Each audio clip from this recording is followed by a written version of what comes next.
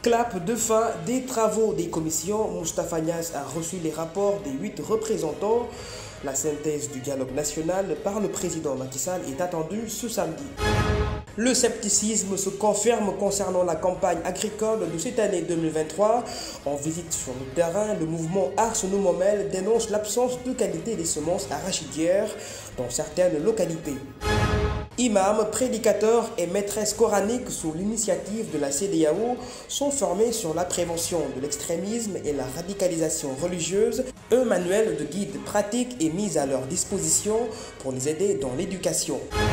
Beaucoup d'agressions et de cas d'escroquerie sont notés durant ces périodes de préparatifs de la Tabaski. Nous irons à la découverte du secteur des mototaxis appelés tchak-tchak que des faussaires de clients écument. C'était les grands titres de cette édition. Le développement, c'est dans un instant. Mesdames et messieurs, bonsoir et bienvenue. La période de 10 jours qui était impartie aux 8 commissions du dialogue national du Sénégal est terminée. La réunion de synthèse s'était déroulée hier qui consistait à la restitution des conclusions des travaux en commission sous l'assistance de hautes personnalités attitrées de diligenter le dialogue avec à sa tête le coordonnateur Moustapha Niasse. Ce dernier, après la prise de parole de satisfecit généralisé sur l'engagement des représentants de commission, a salué le service bien entretenu par des citoyens au nom de la nation. Solennellement, le coordonnateur a annoncé l'adresse du chef de l'État Macky Sall ce samedi 24 juin 2023 dans une cérémonie de clôture du dialogue national au Palais de la République. Ce vendredi, par le biais de la commission de synthèse présidée par Marie-Angélique Savané, le rapport général des travaux est remis au président. Je l'annonçais dans les grands titres, le mouvement Arsenou Momel est en visite de terrain pour étudier l'évolution de la réception des semences destinées aux producteurs. Pour cette campagne agricole 2022-2023, il y a plus de craintes du côté des acteurs sur la filière arachidière. La qualité des graines, pas des meilleures, serait distribuée par les opérateurs. Arsenou Momel était dans la commune de Ndiago, dans le département de Guinguinéo. Écoutons le président du mouvement Arsenou Momel, Bachir Ba. Nous sommes le mouvement Arsenou Momel qui est en tournée depuis maintenant une dizaine de jours pour faire l'état des lieux sur la distribution des semences par l'État. Nous sommes dans le département de Guinguinéo, dans la commune de Ndiago. Vous voyez ces graines que l'État considère comme des qualités. Le ministre de l'Agriculture les a confirmées, et ce qui est tout à fait le contraire sur le terrain. Vous voyez, ce sont de mauvaises qualités qui ne porteront pas de fruits à la semence durant cette campagne. Est-ce que ce sont ces graines qui ont été données aux opérations afin qu'ils procèdent à la distribution à Ndiago? Les arachides non décortiqués sont là, ils ne contiennent aucune graine, et là, l'hivernage a débuté dans cette commune car il a plu ce lundi passé vers 2 h du matin. Nous, Arsenou Momel, nous dénonçons fermement ce qui se passe en ce moment. Les agriculteurs méritent d'être bien traités pour une bonne campagne agricole 2023.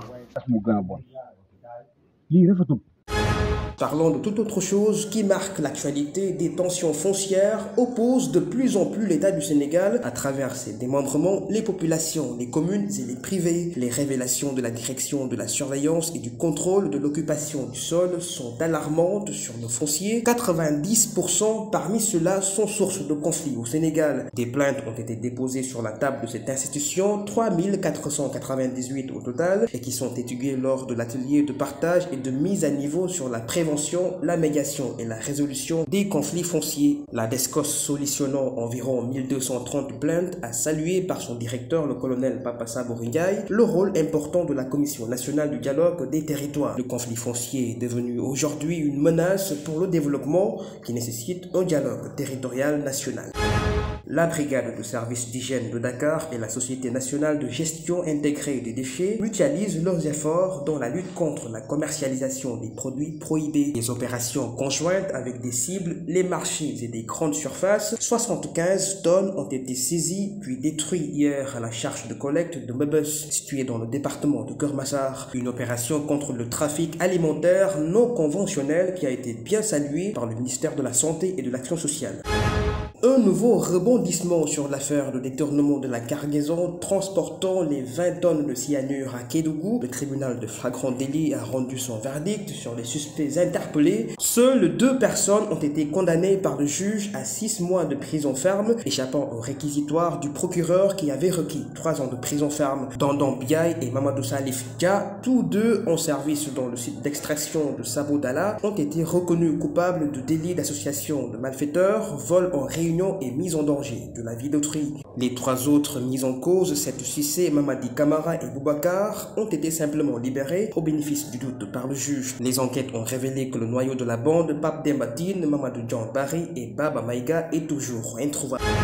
Si les acteurs du secteur du commerce profitent bien des préparatifs de la fête, les faussaires aussi se frottent les mains. Imprévisibles, ils se fondent dans la masse, n'épargnant aucun secteur comme les taxis tchak-tchak à Dakar. La vigilance est de mise chez ces conducteurs de motocyclettes quand ils sont affrétés. Reportage Emmanuel Sarr et Cherti Gantian. L'approche de chaque événement coïncide à des heures de course très denses. Parmi certains moyens de transport empruntés, les motocyclettes ont l'avantage sur la rapidité et l'accessibilité. Le service se déroule à S24, mais offert à quel genre de clients? La situation actuelle au Sénégal est très délicate. À l'approche de la Tabaski, il est difficile d'identifier les personnes mal intentionnées. Parmi les nombreux clients que nous convoyons par jour, nous essayons juste d'être prudents.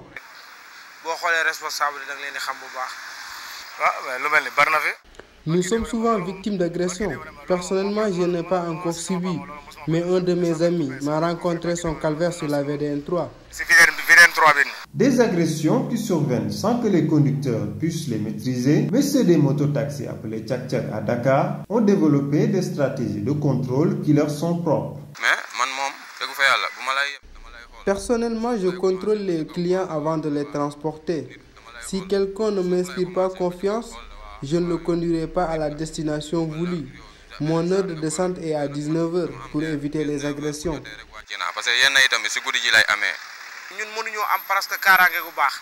On ne peut pas vraiment assurer notre sécurité. Les contrôleurs routiers nous interpellent à tout moment. Il y a des risques au cas où ils retrouvent des armes de protection. Je rentre chez moi à 21 h pour éviter les agressions. Pour éviter tout danger émanant des faussaires dans la journée, d'autres pratiques s'imposent. Franchement, je ne prends pas de mesures de précaution. Je ne fais que prier et implorer la protection divine à chaque matin. Personnellement, je prends le temps nécessaire pour essayer d'identifier les personnes.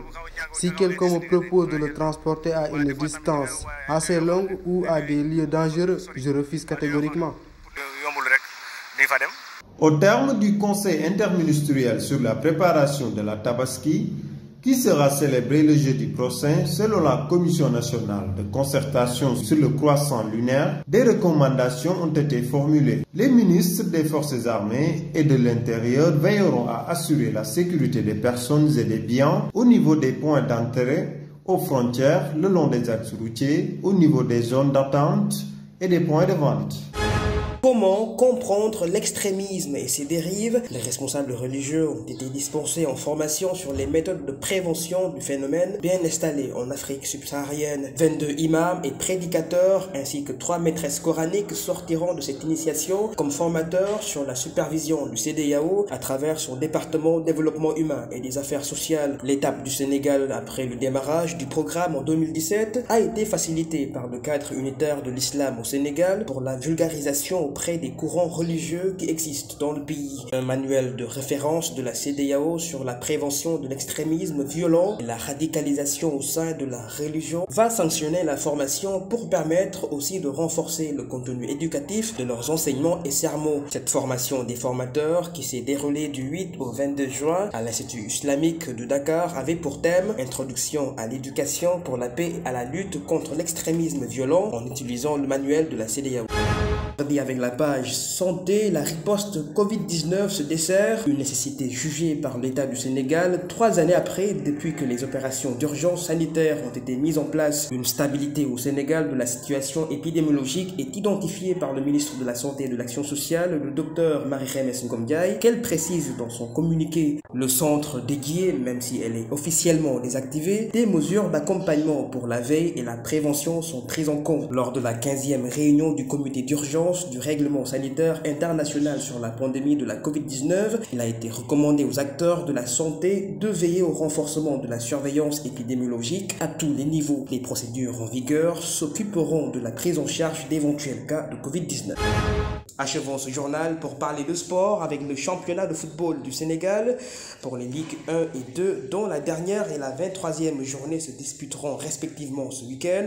Les équipes de la Génération Foot et l'AGEL de Rufisque se rapprochent de plus en plus du sacre du championnat, n'est-ce pas Ibrahima Monsali? L'avant-dernière journée de la Ligue 1 sénégalaise de football se joue ce week-end. Des affiches sont au programme ce samedi à partir de 17h. La Sonacos 7e avec 29 points fera face au 13e Linguère de Saint-Louis, 18 points.